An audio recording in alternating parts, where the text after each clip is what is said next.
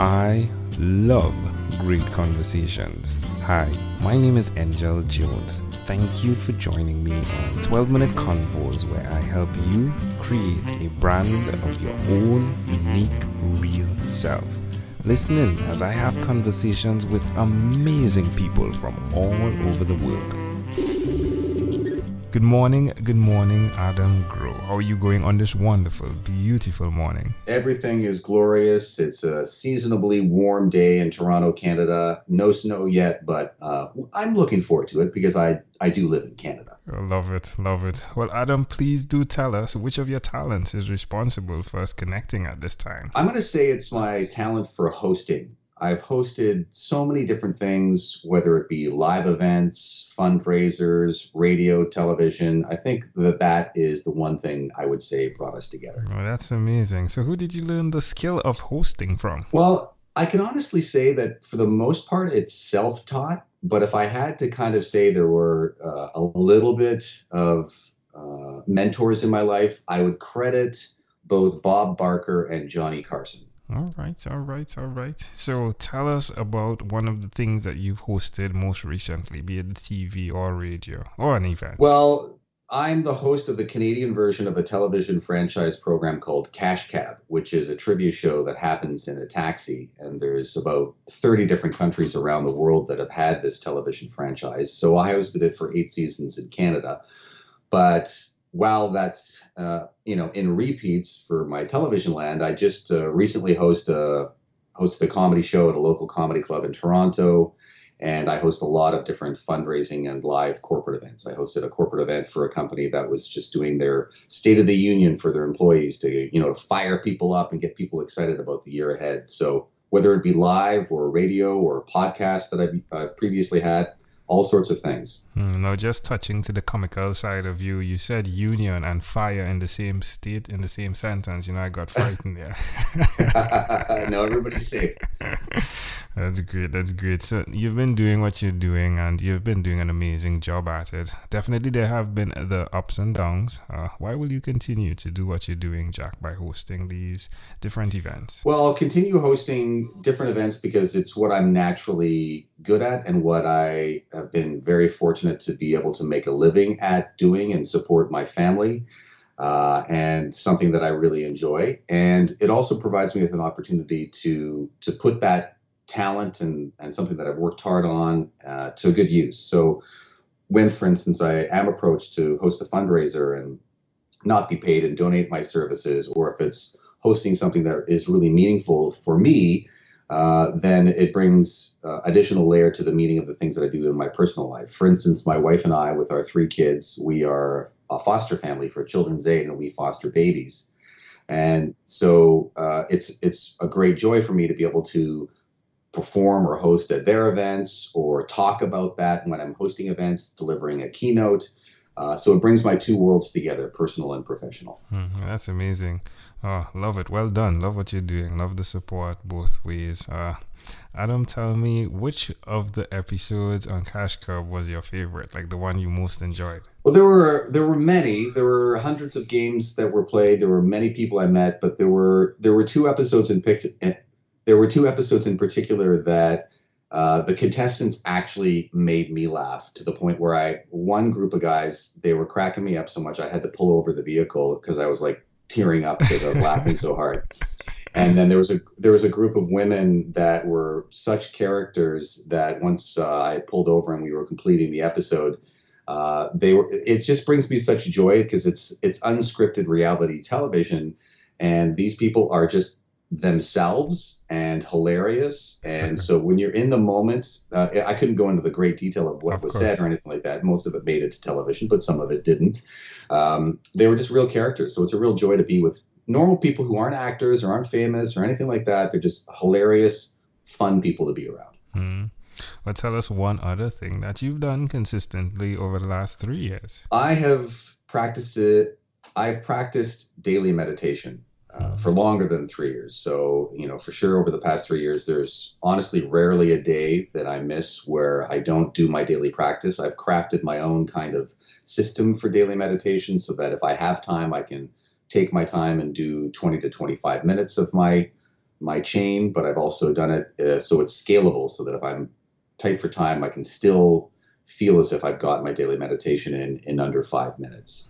A lot of self-awareness, a lot of breathing, keeping me grounded and keeping me focused on self-awareness and empathy, benefiting myself, my family, my community, the world around me, people I don't even know. So it's something that's very important to me.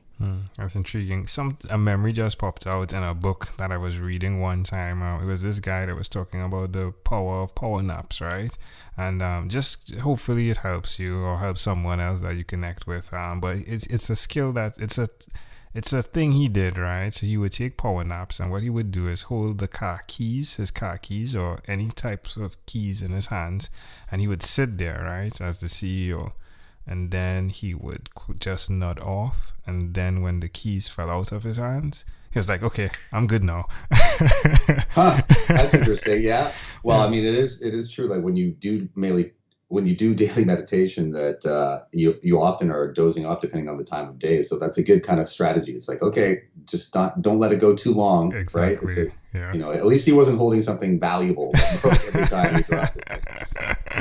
Why would you suggest to someone that's listening that they at least formulate a similar type model of meditating or even just being aware? Well, when you look at the world today, for instance, there's a lot of anxiety. There's a feeling of a lot of anger. There's a feeling of a lot of things that you can't control. I personally know that I can't control people's perspective on gun control. I can't control policy on the climate, but I can control myself.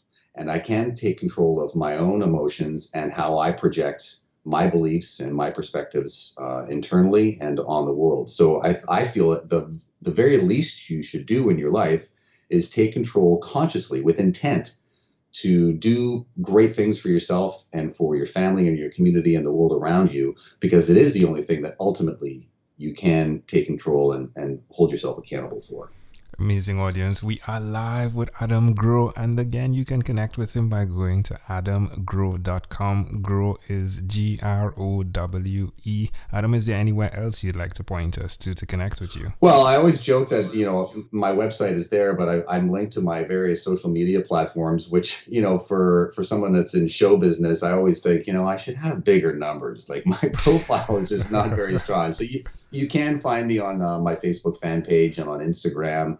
I'm not posting a huge amount of content. My podcast is on hiatus, but if you go to adamgrowe.com, you will be able to find out at least what's going on in general. And if you do check out my Facebook fan page and Instagram, you'll see if I happen to be performing live or hosting something in perhaps your area or where you can find me. Love it. Well, Adam, let's switch gears for a moment now, and let me invite you into my time machine that is surrounded with beautiful, warm, blue Caribbean water. Adam, what is your earliest childhood memory? My earliest childhood memory, I'm going to have to say I was crawling on the front lawn of a neighbor's house when I obviously was still crawling. And maybe there was a picnic or something. I mean, this is a weird detail. I remember crawling and my hands in the grass, and I found a piece of meat, like, chicken or something like that from someone's sandwich. And I actually picked it up and I ate it. And I can distinctly remember the feeling of the grass between my fingers and the cold kind of rubbery meat going into my mouth. And even as a baby human myself, I was like, well, maybe that wasn't a good idea. Maybe I should just let the grown-ups, mom and dad, kind of take care of my meal planning. So I don't know how old I was, but that is the earliest memory that I can take myself. That's amazing. That's amazing. If you had to guess the age, I mean, you're crawling probably below 2. Yeah, I'm guessing. Not much more after that in terms of memories. I have 3 kids, and I tell them, cherish these moments right now, because when you're in your 40s and 50s, like your mom and dad, you won't remember them. That's good. That's good. Well, Jack, if you had to say why you think that memory is so clear, or how even it connects to who you are today, would you be able to do that? Maybe because I am an introverted extrovert, right? Just because I'm an entertainer and I'm a performer, and I do like to get out there and crawl and put my hands into stuff and try different things. I am very much a person that is in my head and in my soul and in my spirit on my own in a positive way. And sometimes people are surprised to learn that. You know, for someone who, for instance, one of the things I do to make a living is stand-up comedy, that I would actually be someone who would consider themselves introverted and be thinking about these things like maybe that wasn't a good idea. I think that's very connected to who I am. The balance of introversion and extroversion, and communicating that in a way that helps people understand that there is a healthy balance between the two, and it's not, people aren't always what you assume they are to be. I love that. Well, can I offer as well an interpretation to the thought picture you created in my mind? Sure. I love the awareness, most definitely, just like you touched on. I also love the way that you are gathering any and everything that's around you and using it to the best of your ability. So even with what you're doing as a TV host, right, on Cash Cab, right, just to see, it's reality and it's on point. And of course, some things are planned, but just to see how you're taking things and rerouting them in a way that's best for you. Just like understanding that chicken wasn't probably the best thing at the time. Right? But just to see that, I love how that connects in terms of you being that 2-year-old around there and just being aware. Pretty intriguing, isn't it? Yeah, that's a beautiful and observant commentary on that. Oh, there we go. If we fast forward to when you were 12, what was your favorite song? When I was 12, my favorite song would have been for sure in the portfolio of Kiss, and I'm going to guess probably it was Shout It Out Loud. Right, there we go. Like, I am eating chicken and it's not tasting good. Shout it out. If I had the words, I would have said them. Well, Jack, we've arrived at our destination now, but before we get off of this time machine, there is a small declaration form, so it's yes or no, possibly a bit more. We're going to move pretty quickly here. Are you ready, Jack? Oh, I'm saying Jack again. That's all right. You know why? Because my son is Jack, and we get this, as he's gotten older, he and I sound and look a lot alike, and it's the same thing that I have with my father. Yeah. And when I go home to Vancouver to visit and I answer the phone in my parents' place, everybody thinks it's my dad. So which is cool, right? Yes. It adds a nice fabric to the conversation, right? Next 20 years that I called you Jack, just like your father called you, or you were called just, what was your father's name? Jerry. Jerry, another J. Yeah. Yeah. Well, Adam, my friend, have you chosen someone to pass on your skills to? I would say all of my children, and possibly even my foster children. Are you married? I am married. How many children do you have in all? 3 children. All right. Do you believe in God? I believe in the Spirit of God, yes. And I believe that is in the interpretation of whomever sees that, as long as it's a positive and healthy interpretation. Do you have an inner circle of friends? Yes, I do. Do you watch TV for more than 3 hours a day? No. How about 3 hours a week? Yes. What about screen time, the phone and or the computer? Is it more than 8 or less than 8 hours a day? Probably more than 8. If you, Adam, had to share with us your own unique real statement, a statement that represents who Adam Growe is, what would you say that is? I guide my life, and I would want people to guide their lives by my interpretation of the most healthy way to proceed, which is with a powerful combination of self-awareness and empathy. Love it.